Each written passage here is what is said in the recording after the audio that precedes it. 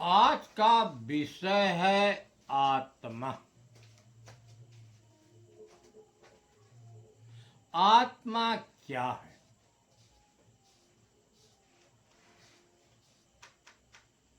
आत्म तत्व का बहुत बड़ा महत्व शास्त्रों में लिखा है। जैसे कि आत्म ज्ञान बिना नर भटकत, कोई मथुरा कोई काशी, जल ही में इतना बड़ा महत्व कि आत्मज्ञान के बिना कोई मथुरा कोई काशी भटकता है। अर्थात आत्मा इस शरीर में है, क्योंकि मछली जल में प्यासा है, तो इस शरीर में भी आत्मा है। वह कैसा आत्मा है जिसके ज्ञान के अभाव से मनुष्य दर बदर भटकता है। आत्म अनुभव जब भया तब नहीं हर्ष विषाद, अचेत्र दीप सब होई रहा तजकर बात बात। बीजक में कबीर साहब ने कहा कि जब मनुष्य को आत्म की अनुभूति हो जाती है, तब हर्ष और विषाद मिट जाते हैं, क्योंकि हर्ष और विषाद का संबंध प्रकृति के तत्वों से है। अभी की किसी को कुछ पूंजी मिल जाए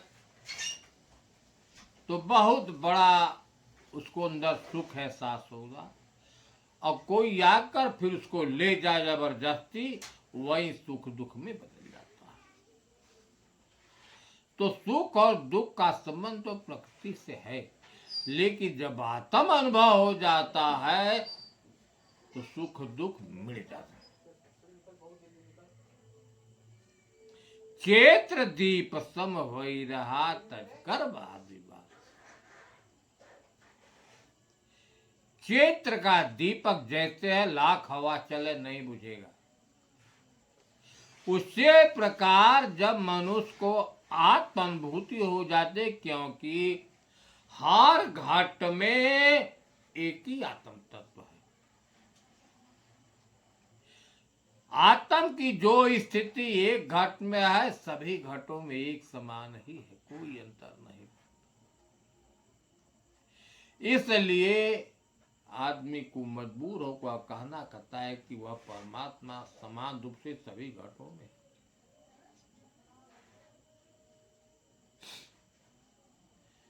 तमाम आत्म तत्व का वर्णन लोगों ने किया है कि आत्म सर्वोपरि ज्ञान है।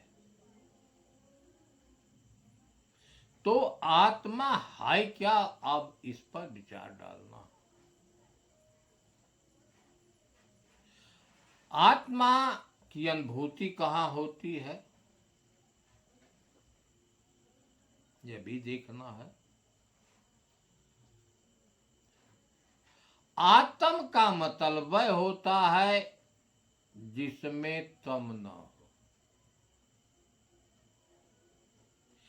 केवल प्रकाश ही केवल प्रकाशक है। प्रकाशक होने के कारण उसको आत्म कहा गया। इस शरीर के बारे में देखें, गोस्वामी जी ने लिखा कि जड़ और चेतन के संयोग से है।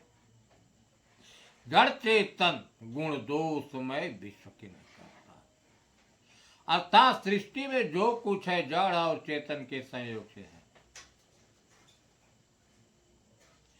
कबीर साहब ने कहा एक पुरुष और एक नारी के संयोग से है। भगवान कृष्ण ने कहा क्षेत्र और क्षेत्र के संयोग से है, लेकिन आत्म शब्द का नाम नहीं आया।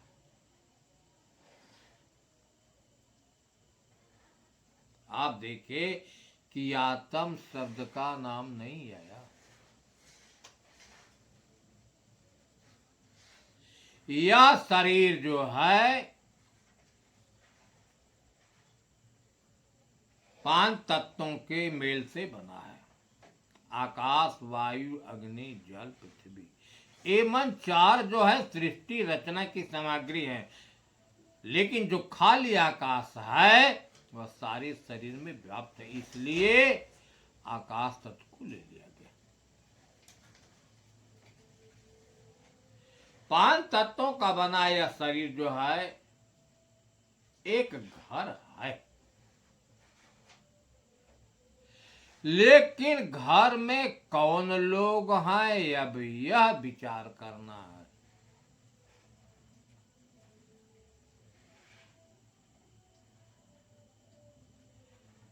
इस शरीर रूपी घर में रहने वाले एक है आत्म, दूसरा है उसकी माया शक्ति। अभी आपने सुना होगा आत्म कि एक सत्ता है, एक सत्ता है। उसी को अभी गोस्वामी जी ने चेतन नाम से कहा है, उसी को कहीं ब्रह्म नाम से कहा गया है, कहीं राम नाम से कहा गया है, कहीं हरि नाम से कहा गया है, कहीं सार शब्द, कहीं टकसार, कहीं ईश्वर, कहीं परमात्मा, अनेक नामों से एक को ही कहा गया है, वह अनेक नहीं है। आत्म का मतलब होता है इसमें जो सत्ता है वह प्रकाशक है, उसके क्योंकि बिना प्रकाश से अंधकार नहीं मिटेगा। अंधकार है तो अंधकार को मिटाने के लिए प्रकाश चाहिए। ये शरीर और अंतःकरण उसी के प्रकाश से प्रकाशित है। प्रकाशक होने से कारण आत्म और चेतना देने से उसी को चेतन कहा गया। जो आत्म है वही चेतन है, कोई दूसरा नहीं है, केवल शब्दों का ही खिलवाड़ है। वही सत्ता इस शरीर में रहकर उसी की चेतना से अंतःकरण यानी मन, चित्त, बुद्धि, अहंकार और सारी शरीर प्रकाशित होती है। गोस्वामी जी ने लिखा कि सबकर परम प्रकाशक जोई, उसी आत्म तत्व को राम शब्द से कहा गया। सबकर परम प्रकाशक जोई राम, अनादि जिसका आदि, अबध जिसका कभी पति सोई, केवल नाम का फेर है। प्रकाशक होने के कारण आत्म, चेतना देने से चैतन्य। अब प्रश्न उठता है कि एक देशी है कि सर्वव्यापक है?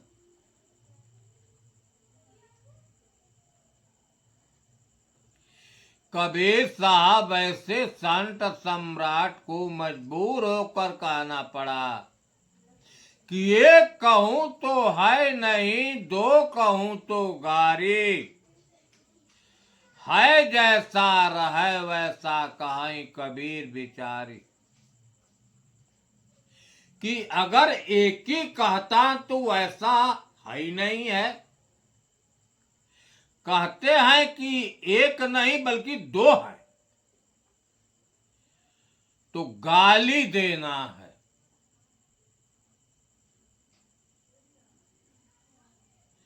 इसलिए उन्होंने कहा कि जैसा है तैसा है। तो लोग इस बिंदु पर पहुंचते हैं, सबका अनुमान है, अनुभव तो घट के भीतर होता है, लेकिन अनुमान बाहर होता है। जैसे हवा सर्वव्यापक है,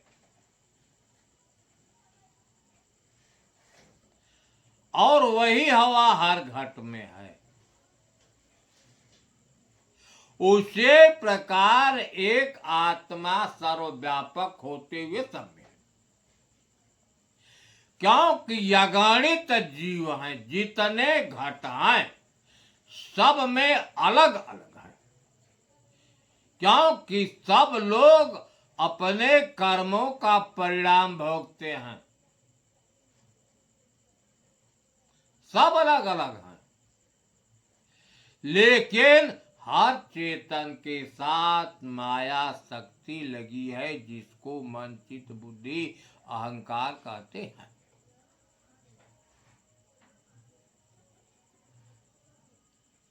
आपने देखा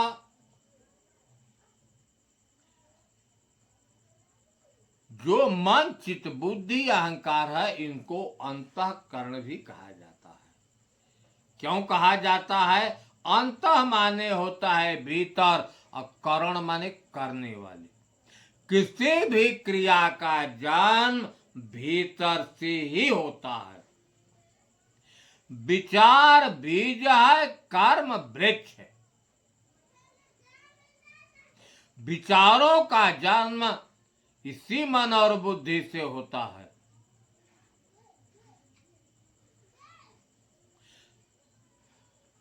और कर्म रूप में यही परिणित होकर इंद्रियों के द्वारा कार्य रूप में परिणित हो जाता है। लेकिन इनको कराने वाला यही मन ही है।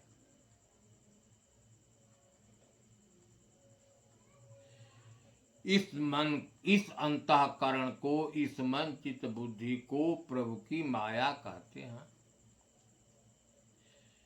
माया शब्द से इसी को योग माया भी कहा गया है। इनके पास स्वयं की सत्ता नहीं है, यह चेतन की ही चेतना से चैतन्य होते हैं।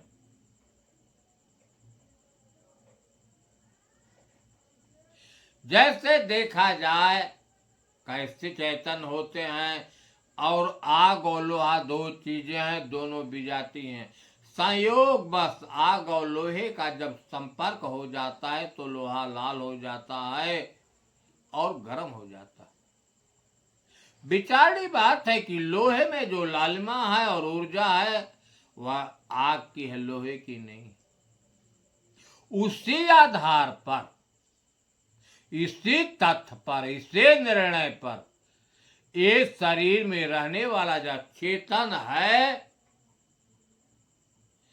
मन चित्त बुद्धि का संग है, संपर्क है, साथ है, अलग अलग है। लेकिन जैसे आग लोहा अलग होते हुए भी कभी हो जाता है संपर्क, लेकिन इसमें जो है आज का नहीं, अनादि काल से संपर्क है, साथ है। चेतन की चेतना से यह चैतन्य होते हैं। क्रिया शक्ति चेतन की है, ज्ञान शक्ति चेतन की है, इनकी नहीं है। लेकिन इसमें रहने वाला आत्म जो है कुछ नहीं करता, अकर्ता है,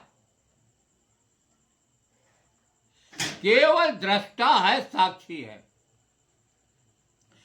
प्रमाण में कवि साहब, प्रमाण में देखें, भगवान कृष्ण गीता में लिखा कि प्राकृतैव च कर्माणि क्रियमाणानि सर्वश यः पश्यति तथा आत्मानं कर्तारं सत्। आत्मज्ञानी देखता है कि सारे कार्यों का जन्म प्रकृति से ही उत्पन्न होता है, और उसको करने वाली प्रकृति है। आत्मा तो वकारता है।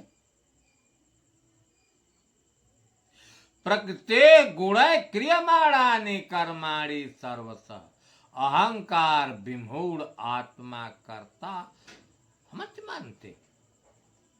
सारा कार प्रकृति के जो गुण हैं। अब सवाल उठा कि प्रकृति के गुण क्या हैं।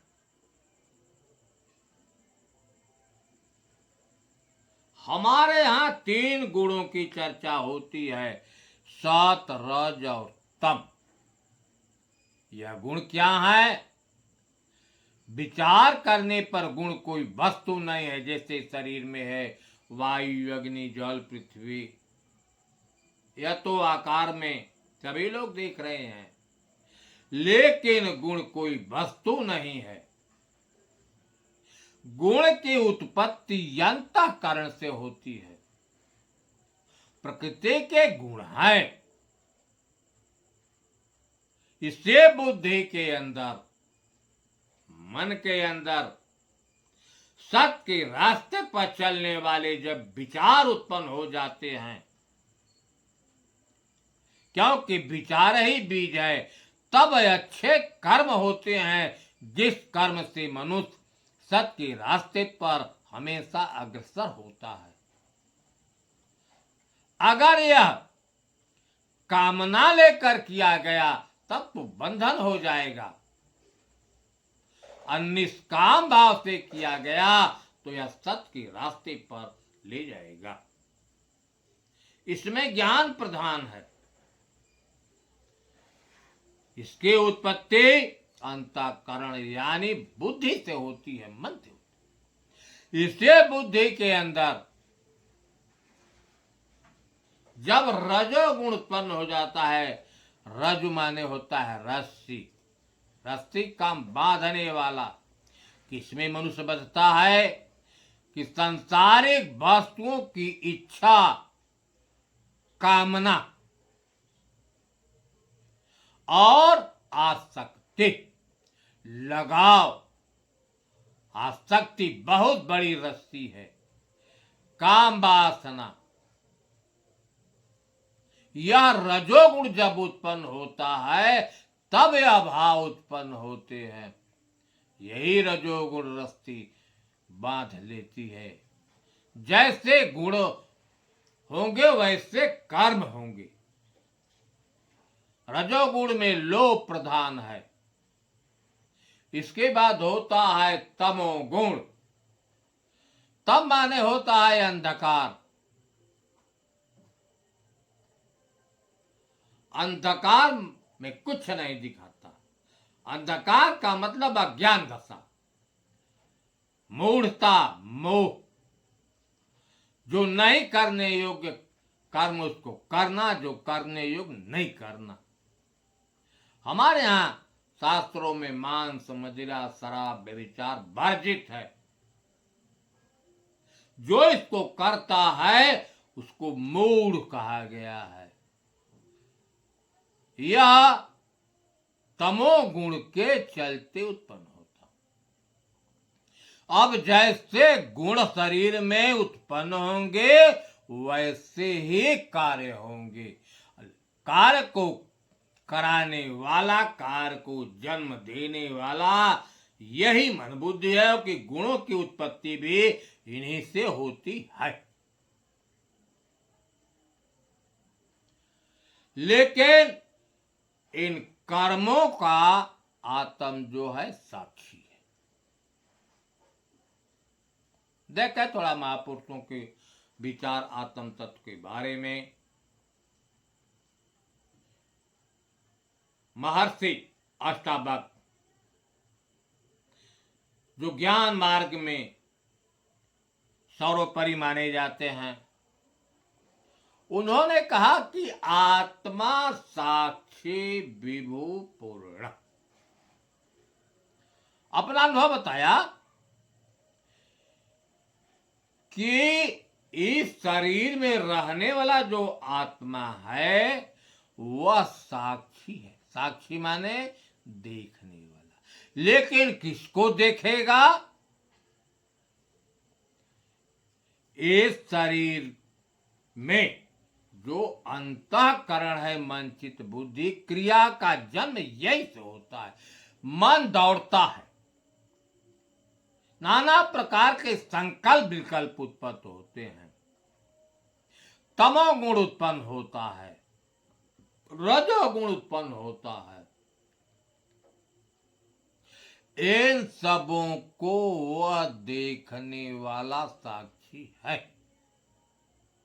कहे कि आत्मा साक्षी विभो पूर्ण। विभो का मतलब व्यापक। आप देख रहे हैं स्थावर, जंगम, अंडज और पिंडज। पिंडज खानी है, अंडज खानी है, स्थावर है और उखमज। आप जानते हैं अंडज खाने की उत्पत्ति अंड से ही पिंड निकलता है। पिंडज खाने मां के गर्भ से पिंड निकलता है। दोनों का उत्पत्ति रज और वीर से होती है। लेकिन एक उखमज खानी है। उखमज खाने की उत्पत्ति वातावरण अनुकूल हुआ कि यह जीव उत्पन्न हो जाते हैं, और स्थावर खाने की उत्पत्ति बीज होते हैं। लेकिन महापुरुषों का कहना है कि सब में एक ही आत्मा है, एक ही आत्मा से सब है। जैसे एक चंद्रमा है, चंद्रमा की किरणें सर्वत्र पड़ती हैं, लेकिन प्रदर्शित नहीं होती। और जितने जल पात्र हैं, सब में चंद्रमा का प्रतिबिंब दिखाई देता है। जो ऊपर चंद्रमा है उसी का ही प्रतिबिंब रूबरू है, कोई अंतर नहीं दिखाई देता। ऐसा महापुरुषों का विचार है। कुछ लोगों ने अपना अनुभव व्यक्त किया है कि बूंद और समुद्र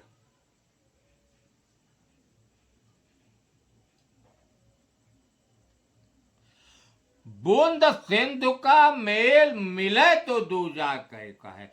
जैसे बूंद और सिंधु समुद्र है, बहुत सी बूंदें ही इकट्ठा होकर समुद्र का रूप लेती हैं, और जब उसमें तरंगे उत्पन्न हो जाती हैं तो वही समुद्र जो है फिर बूंद रूप में हो जाता है। इसके बारे में जिसको जो विचार आया वह कहा। बीजक की साखियां है कि एक ही ते अनंत अनंत, और अनंत एक हो आया। एक से ही अनंत है, और जो अनंत है सब एक ही है। परिचय भया जो एक, तो एक ही मां ही समाया।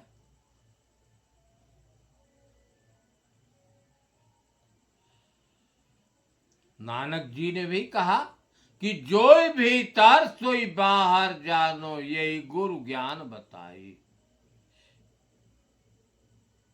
घर में बैठा या विराजय, बाहर दिसै सोई, खोज खोज सब था किया, पार न पावत कोई।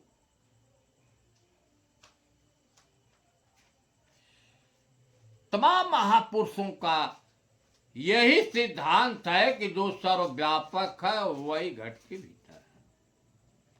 लेकिन सवाल यह हो उठता है कि अनुभूति तो घट के अंदर होती है।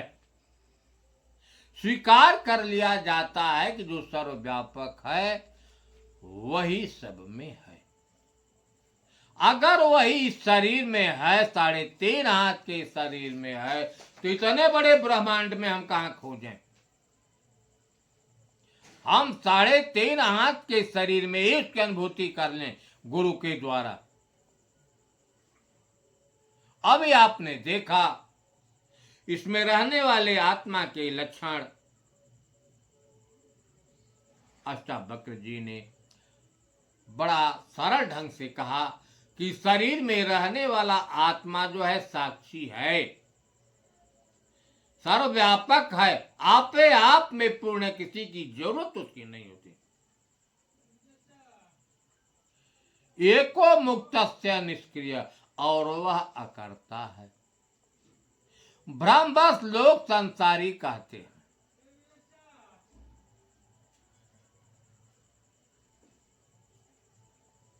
राम ने कहा आत्मा के बारे में कि अहम ही सर्वभावानामान तस्थामि सर्वगत,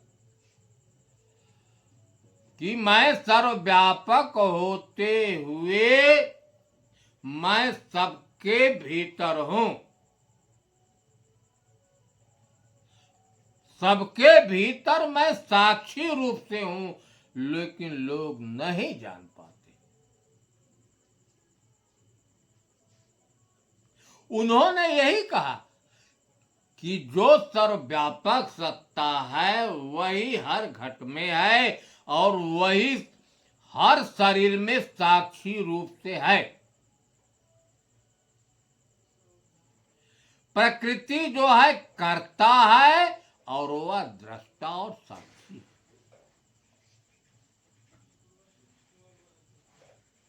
और विचार देखें आत्मा के बारे में। ऐसे ही प्रश्न जनक ने कहा कि मैं कौन हूं, आत्मा क्या है? तो उन्होंने कहा कि तुम देह नहीं हो, न देह तुम्हारा है, ना तुम करता हो नहीं तुम भोगता हो। चिद्रोपि सदा साक्षी, तुम एक रस रहने वाले सदा साक्षी हो। किसी की अपेक्षा मत करो। ऐसे ही प्रश्न गणेश ने भी ऐसे ही प्रश्न गणेश से भी नहीं कहा किसी महापुरुष में। तो उन्होंने कहा कि अहम साक्षी जग चक्षुर न लिपते सर्वकर, ये शरीर में साक्षी रूप से हूं, मैं कहीं लिपायमान हूं। अविकारो अव्यक्तो विश्वगो अव्यक्त, वह विकारी है, विकारों से रहित है। क्योंकि विकार क्या है? काम, क्रोध, लोभ, मोह, मद। अव्यक्तो अर्थात मन, वाणी, बुद्धि से विश्व गो अव्यय, और सारे संसार में व्याप्त। इसलिए उन्होंने यही सिद्ध किया कि आत्मा जो है साक्षी रूप से